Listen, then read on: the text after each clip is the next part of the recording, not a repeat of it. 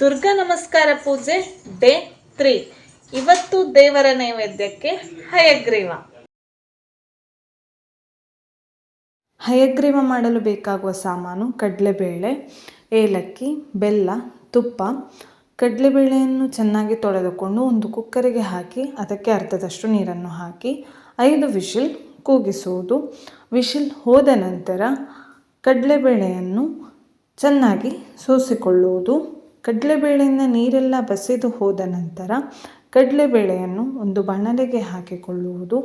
ನಂತರ ಅದಕ್ಕೆ ಸಿಹಿಗೆ ಎಷ್ಟು ಬೇಕು ಅಷ್ಟು ಬೆಲ್ಲವನ್ನು ಹಾಕಿಕೊಳ್ಳುವುದು. ಬೆಲ್ಲ ತುರಿದದ್ದು ಅಥವಾ ಗುದ್ದಿ ಹುಡಿ ಮಾಡಿಟ್ಟುಕೊಂಡಿದ್ದರೆ ಒಳ್ಳೆಯದು.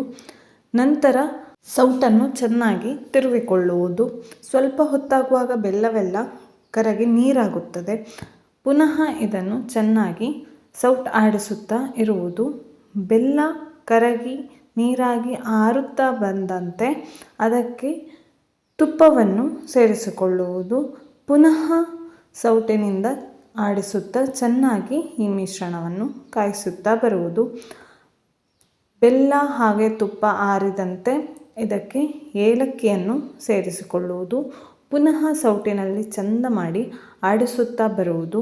ಚಂದ ಕಾಸಿ ಆಗುವಾಗ ಈ ಹಯಗ್ರೀವವು ತಳಬಿಟ್ಟು ಬರುತ್ತದೆ. ನಂತರ ಇದನ್ನು ಒಂದು ಪಾತ್ರಕ್ಕೆ ಸಮಲಿಸಿದರೆ ಹಯಗ್ರೀವ ಇದಕ್ಕೆ ಬೇಕಾದಲ್ಲಿ ತುಪ್ಪದಲ್ಲಿ ಹುರಿದ ಗೋಡಂಬಿ, ದ್ರಾಕ್ಷೆ, ಬಾದಾಮಿಯನ್ನು ಹಾಕಿಕೊಂಡರೂ ಚೆನ್ನಾಗಿ ಆಗುತ್ತದೆ.